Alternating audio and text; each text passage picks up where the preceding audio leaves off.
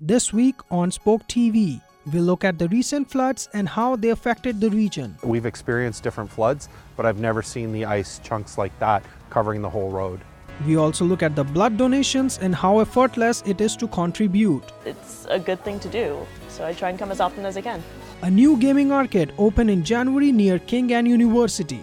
We'll look at how retro games are coming back and gaining popularity.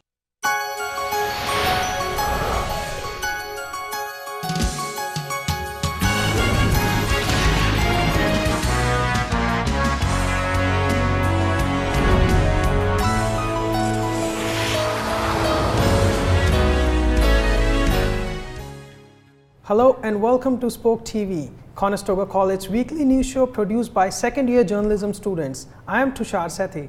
And I'm Nadia Alawad. Flooding usually happens in the spring, but last month, southwestern Ontario experienced deadly and damaging flooding. The region of Waterloo received between 40 to 60 millimeters of rainfall within 2 days at the end of February. Spoke TV's Varsha Sriganesh gives us more. The week of February 20th, Grand River washed into drainage systems all around the region. The Grand River watershed received rainfall paired with snowmelt and warm temperatures, which led to the flooding. Compounding that were a number of ice jams. Cameron Linwood, the communications coordinator of Grand River Conservation Authority, talks about what precautions were taken during the floods. Flooding is something you can't necessarily prevent, but you can manage. So during that event, we obviously saw it coming in the forecast, so we started our systems working, so we started notifying all of our local communities throughout the watershed. A press release by Environment Canada stated that total rainfall amounts in Waterloo region were recorded between 40 and 60 millimeters. This time of year, the Grand River Conservation Authority operates 7 upstream reservoirs which were able to hold back those water flows upstream, and they released the water slowly after the event had passed. Cambridge witnessed flooding as a result of an ice jam that was released upstream. Steve Klein, a resident of Cambridge, talks about how unusual this event was. It is the first time I've seen that. I've lived in Cambridge most of my life and we've experienced different floods, but I've never seen the ice chunks like that covering the whole road. The Blair stretch of Grand River between Blair Road and George Road was closed as it was covered with huge chunks of ice. The ice jam also affected lower portions of the Speed River downstream of Riverside Park alongside Blair Road, which is closed for traffic. St. Jacobs also had some bridges being closed as there had been increase in water levels. The water levels of Grand Rivers are decreasing. For Spoke TV, I'm Varsha Sriganesh. Thanks, Varsha. Do you know what's new in Go Transit? The Wi-Fi. Metrolinx is introducing Wi-Fi on Go Transit buses and trains. As of March this year, Go Transit has enabled Wi-Fi in the Greater Toronto area and Hamilton area for trial purposes. The internet connections will be monitored by the authority to make public transit more comfortable. Soon Wi-Fi will be enabled in every Go station. Wi-Fi service is being provided because of the high number of customer requests. The Canadian Blood Services are reaching out to the community, asking for more people to come in and donate in the face of a blood shortage. Matthew DeVette Johnston has more. Blood is one of the most valuable and necessary resources in modern medicine. A single patient may require a dozen units of blood for a single surgery, and some diseases, such as leukemia, may require multiple units of blood every day a patient undergoes treatment. It is this need that causes people like Mariska Beauregard to come and donate whenever she can. Donating blood costs me almost nothing. It just costs me about 30 minutes of my time, and it helps a lot of people. It saves lives. So really, cost-benefit analysis, it's a good thing to do. So I try and come as often as I can. However, despite the generosity of people like Beauregard, the Canadian Blood Services have recently been unable to meet their target and are reaching out to the community to ask for more people to come by and donate. Gina Leva, event coordinator for the Canadian Blood Services, explains more. Here in Kitchener-Waterloo at our permanent clinic, we have a target of almost just around 300 blood donations per week, and we've come in at about 75% to that target over the past few weeks. So we're really struggling.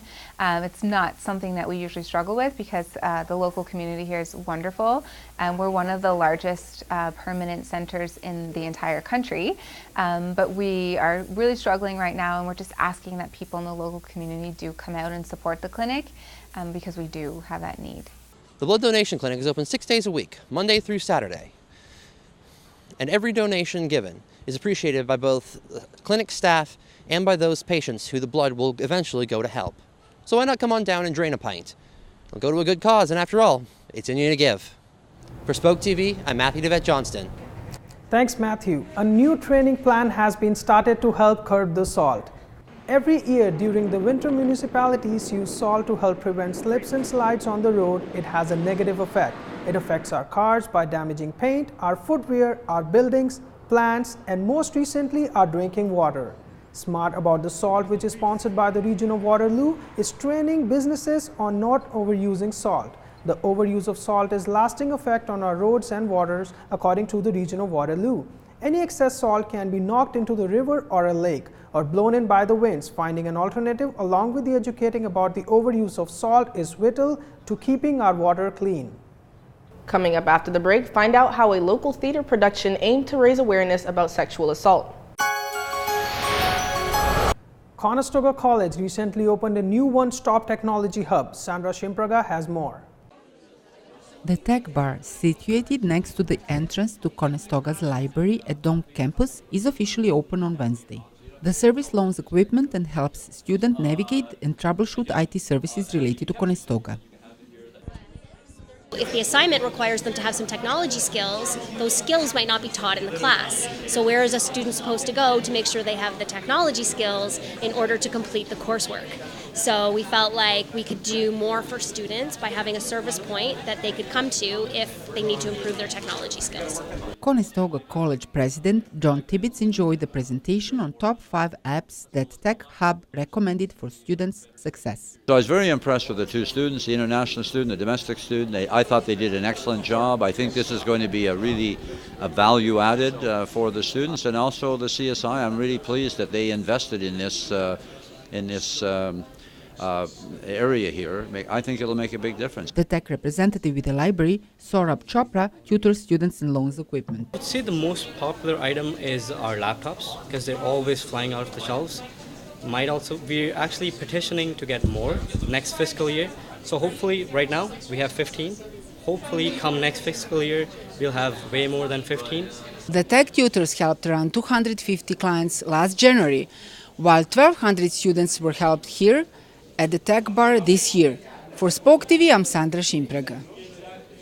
Thanks, Sandra. Next time you pick up an energy drink at the store, you might also want to grab some Pepto-Bismol. Recent studies show these highly caffeinated drinks do a lot more than give you a boost of energy.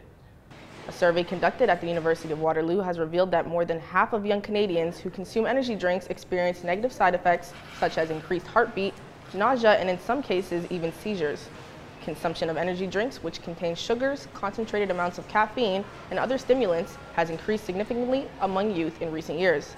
Of those surveyed, over 73% had consumed energy drinks at some point in their life, and over 55% had experienced harmful side effects. At this time, Canadian legislation is expected to prohibit drinks being marketed to children. The Green Door on Market Lane in Kitchener upscales gently used clothing and accessories to fund programs for people in the community and develop growth opportunities for volunteers. Cassandra Blacks gives us more details on this story. The Green Door on Market Lane in Kitchener transforms gently used clothing and accessories into upscaled, repurposed creations.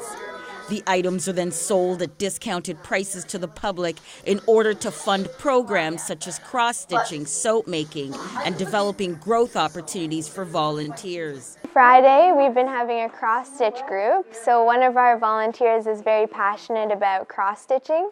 So she wanted to start this group. So one of our weekly workshops is our soap and body care. So every week we get together with people from the community and we're making soap, salves, lip balms. I love volunteering here. The Green Door encourages students to volunteer. They can learn social, networking, retail, and various other useful skills. Employment counselors are always available for anyone that needs further assistance with career counseling. I've learned about the different types of people that live in our community. The community atmosphere and constant turnaround of unique items attracts regular customers. Price, you cannot beat the price. It's just a marvelous experience all the way around. I come every week. Sewing machines are available during the week for anyone that would like to sew but doesn't have access to a sewing machine. For Spoke TV, I'm Cassandra Black. A Guelph theater put on a performance to raise money for local women's shelters. turned into a 1. I am always looking for ways to take control when this control is constantly being taken away from us. According to Statistics Canada, 1 in 3 female-identifying people will be sexually assaulted in their lifetime. In the post-Me Too era, there's been an outpouring of pain that has long been silent. And on a snowy night in February, Loveleen Gill and a cast comprised of survivors of sexual assault rehearse a play meant to turn that pain into power. VDA Guelph has been putting on the production of Eve Ensler's The Vagina Monologues for years now, but in 2014 we started putting on a feature show, which is a self-written original production written by local authors. Clarissa Shepherd wrote and performed a piece entitled Grey, which evolved into the namesake of the show. In between the Grey. The piece that I wrote for Grey was kind of me figuring out on stage rather than being in therapy what's going on with this situation that I have with this guy. I ended up just writing this basically therapeutic piece about it. And my therapist was kind of like, "You really want to figure that out on stage?" And I was like, yeah, that's exactly how I'm going to figure it out. And the audience is just going to take this journey with me. I must have looked surprised because he said, "You said this is what you wanted." Had I said I wanted it right then, It feels really good, and it feels really validating to have people laugh with me and kind of like be outraged with me. I kept replaying the texts and the questions and the implications and wishing I had said, "Wait, stop, no, hold on." Wishing I said it depends. Kind of just go through all the emotions with me as I'm figuring it out for myself, essentially. Because it's, it fits with the theme. It was a situation that was really gray. I didn't really know what to call it or how to define it. Sapphire Poison is a fixture in the Ontario drag scene and shared the intense vulnerability this particular performance entailed. It's been the hardest work I've ever performed, so there's that. But it's been probably the most rewarding work I've also done. It's been just really enlightening and worth all the stress and heartache that came before. So it's just really interesting to see how people react to your stories and to see the way that your stories affect them in ways that you didn't think it would. And it's just really cool to be finally able to talk about something that I've avoided talking about for so long. Grey was performed on February 9th and 10th at the George Lunchcomb Theatre and raised over $2,000 for Hope House and Women in Crisis Guelph. After this, we have got an in-studio interview with members of Guelph Little Theatre. In entertainment news, this year's annual Oscars hosted by Jimmy Kimmel was one for the books. From Jordan Peele's Get Out taking home an award for Best Original Screenplay to Kobe Bryant winning an Oscar for his short animated film, Dear Basketball, the show was chock full of surprises. A few other winners of the night include A Fantastic Woman for Best Foreign Language Film, Guillermo del Toro for Best Directing in The Shape of Water, Gary Oldman in The Darkest Hour for Best Actor and Leading Role, and The Shape of Water also took home Best Picture. In other Oscar news, Kendall Jenner was hospitalized right before attending the Vanity Fair Oscar party that same night. Sources say Jenner had an allergic reaction to a vitamin drip, but bounced back quickly and was able to go to the party without any issues. On Vogue's list of best dressed celebrities on this year's red carpet, we have Denai Guerrera and Gabriella Hearst, Margot Robbie and Chanel Haute Couture, Jennifer Lawrence and Christian Dior, Zendaya and Giambattista Valli Haute Couture, and Lupita Nyong'o in a custom Versace gown. And now we go to Tashar, who is with members of Guelph Little Theatre to talk about their latest production. Thanks, Nadia. Guelph Little Theatre has been producing plays in the Royal City since 1935. Today we are joined by Oriana Abrahams and Shane Coffin. What is this play all about? Well, the Ghost Island Light takes place in the Kingston area around 1913. It takes place on a remote lighthouse that is notorious for a trail of murder and insanity. And she plays a young debutante who arrives on the island with her husband, who's much older. And I play Brandon Ainsworth III, who also comes from a privileged background, and I'm sort of there to prove to myself that I'm not just some rich kid. Tell us about your characters and how you prepared for these roles. Well, the first thing we do, we have to get our parts. So we all went through an audition and we got to read through the play, and we got called back and we got cast. We've been rehearsing since January, and we've been slowly going through the play. We did a lot of historical research on the costumes, what the mannerisms and the popular culture of the time were, and we did that all as a group around. That's the table work, and we call it an acting. And then we just start and we build our characters from the beginning to the end. And we talked about our motivations as characters. We divided up the scenes. It's a lot of work, a lot of getting to know each other and becoming the person. What's been the most challenging part of the rehearsal? There was some pretty cool fight choreography in the end, and I haven't done a lot, so it's been very hard for me to learn how to do it correctly and not hurt anyone. What about you, Shane? Yeah, sort of the same. It is a fairly physically demanding show, so it's definitely getting back into shape has been important. When and where we can watch this show? The play opens April 6th, and there will be 10 performances running until the 21st. It is at the Guelph Little Theatre, located on 176 Morris Street in Guelph.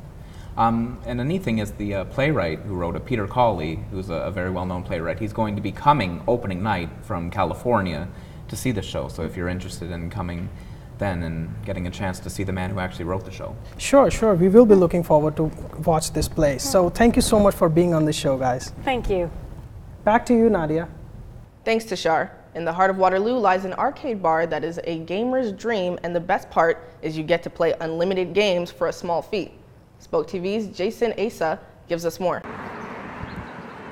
A new venture in Waterloo opened up in January, bringing back vintage video games that take you back in time at the Pin-Up Arcade Bar on King Street and University Avenue, across from the universities. The arcade bar has a variety of video games, adding up to 40 games on hand. That includes skee-ball, pinball, and newly added Guardians of the Galaxy 2 featured machine. They also have classics like Donkey Kong Space Invaders and NBA Jam. Chi Kernu, a co-founder of Pin-Up, has seen the popularity of vintage games since opening in January. So the pinball has gone over really well. The pinball is really popular. Lots of people play that. A lot of people are playing it for the first time, and it's sort of, they're curious about it and they're very interested in it. So that's been getting a lot of play. The classic arcade games are very popular, so we have things like Donkey Kong and Donkey Kong Jr. The arcade bar will be starting a league for those interested in competing in various games. They are planning to have tournaments that will see face-to-face battles. Games like Miss Pac-Man, pinball, skee-ball, and more are all yours to play for just $5 without worrying of running out of tokens. And see how this new venture is growing. The arcade bar is open every day from 4 p.m. to 2 a.m. and on the weekends it's open early at 11:30 in the morning to 2 o'clock in the morning. The price to get in is just $5, and all games are free to play. Darcy Phillips talks about how she grew up with those games. As a kid that grew up in the 80s and 90s, classic video games were something that I grew up with, so I could totally see myself going. This new arcade in the heart of Waterloo blends a bar with an arcade for a vintage experience. For Spoke TV, I'm Jason Asa. That arcade bar looks like it could be pretty fun.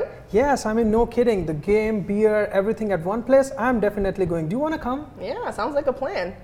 That's all we have for this week. I'm Nadia Alawad. And I'm Tushar Sethi. But don't forget to check out on spoketv.ca and on Twitter @SpokeTV.